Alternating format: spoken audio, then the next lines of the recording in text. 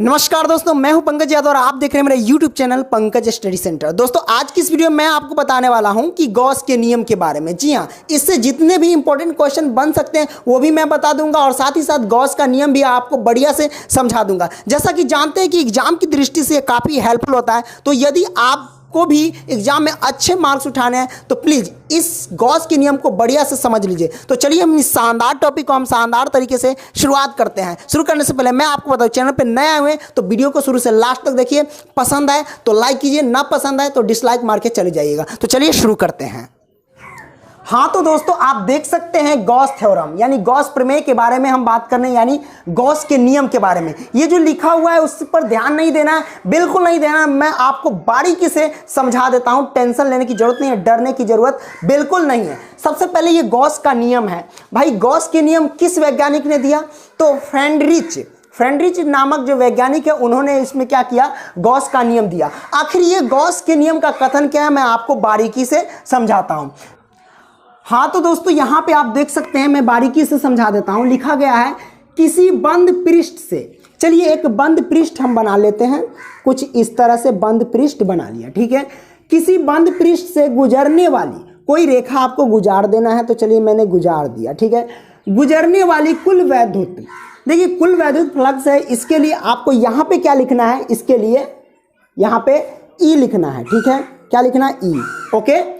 उसके बाद फ्लक्स उस पृष्ठ से परिबद्ध है, कह रहा है कि ये जो पृष्ठ है इससे परिबद्ध के जगह पे आपको लगाना है बराबर का निशान। तो कुछ इस तरह के हम बराबर का निशान लगा देंगे, ठीक है। जैसे जैसे मैं बोल रहा हूं वैसे वैसे देखते हैं। परिबद्ध कुल आवेश को हम क्यू से डिनोट करते हैं, तो चलिए हम यहाँ क्यू लिख दें। कुल आवेश यहाँ क्यू दिए हुए हैं, आवेश को यहाँ क्यू। कुल आवेश का मतलब क्या होता है? गुना, तो मैंने गुना लिखा। 1/ε गुना होता है, तो 1/ε हमने लिख दिया, ओके। तो ये हुआ, ये जो नियम आया दोस्तों, ये क्या आया? ये नियम आया गॉस का नियम, ठीक है। इसमें बारीकी से मैं और समझाऊंगा, थोड़ा धैर्य रखिए। देखिए ये जो नियम, अगर कोई पूछे कि गॉस के नियम को समझाएं तो ये लिख करके ये आप बना सकते हैं, यही गॉस का नियम है, ठीक है। लेकिन इसमें और कुछ इंपॉर्टेंट फैक्ट्स हैं, वो मैं आपको समझा देता हूं। फिर से एक बार दोबारा देख लीजिए ताकि कोई भी कंफ्यूजन हो दूर हो जाए। अगर कहीं किसी भी तरह का कंफ्यूजन होना यार कमेंट कर देना, मैं रिप्लाई सबका देता हूं, ठीक है। लिखा गया कि किसी बंद पृष्ठ, देखिए कोई बंद पृष्ठ है, मतलब ये देखिए इस तरह से कोई बंद पृष्ठ था, पृष्ठ से गुजरने वाली ये गुजरने वाली रेखा हो गया, ठीक है। और गुजरने वाली कुल वैद्युत फ्लक्स के लिए आपको क्या लिखना? ई। अगर कहा जाए तो ये पूरा को हम वैद्युत फ्लक्स कहते हैं, ये ध्यान रखना, ठीक है। उस पृष्ठ से परिबद्ध के लिए आपको बराबर लगाना है, इस पृष्ठ से परिबद्ध यानी बराबर लगाना है, ठीक है। फिर परिबद्ध लगाएं, फिर कुल आवेश को हम क्यू से यानी कुल आवेश को क्यू से डिनोट करते हैं। आवेश का मतलब गुना, 1/ε गुना होता है, तो 1/ε मैंने दे दिया। ये जो नियम है यही है भाई, किसका नियम? गॉस का नियम, ओके। हाँ तो भाई ये जो सूत्र जो देख रहे हैं, ये जो आया भाई, इस सूत्र को हम पढ़ेंगे क्या? तो इसको हम पढ़ेंगे फाई ई इक्वल क्यू गुने 1/ε, ये हम पढ़ेंगे इस सूत्र को, ठीक है। यही हमारे गॉस के नियम से सूत्र का निर्माण हुआ। आशा करता हूँ आप समझ गए होंगे इस सूत्र को।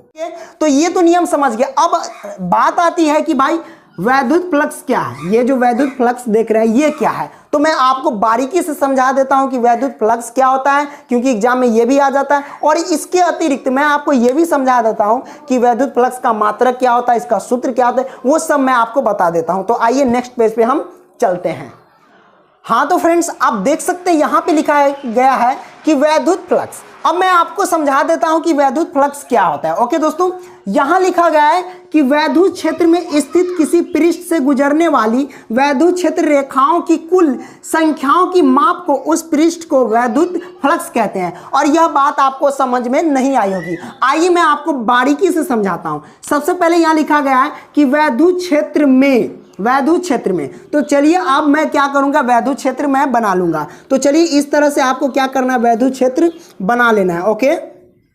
चलिए हम बना लेते हैं, ओके, मैंने यहाँ वैद्युत क्षेत्र रेखा मैंने बना लिया।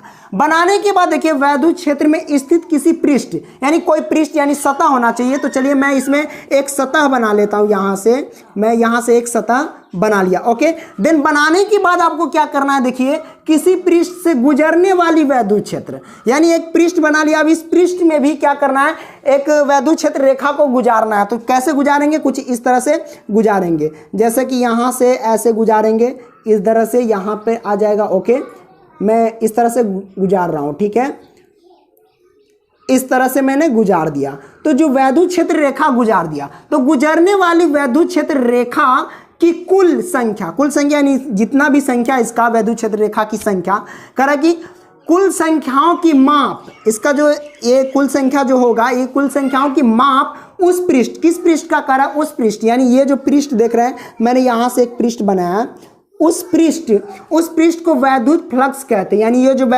जो पृष्ठ है, ये पृष्ठ को हम क्या कहेंगे, वैद्युत फ्लक्स कहेंगे। अब बात आती है कि वैद्युत फ्लक्स, ये जो वैद्युत फ्लक्स जो है, देखिए वैद्युत फ्लक्स को हम फाई ई से प्रेजेंट करते हैं। किसे, फाई ई से प्रेजेंट करते हैं। और वैद्युत फ्लक्स का सूत्र जो होता है, सूत्र यहाँ देख सकते हैं लिखा गया है कि फाई ई क्या होगा दोस्तों, phi E equal EDS cos theta, phi E equal EDS cos theta, ये सूत्र है वैद्युत फ्लक्स का, ठीक है। और इसका मात्रक क्या होता है, तो मात्रक आप देख सकते हैं न्यूटन मीटर स्क्वायर बटे कूलम, ये होता है वैद्युत फ्लक्स का मात्रक। तो आशा करता हूं यह जानकारी आपको काफी अच्छी लगी होगी दोस्तों।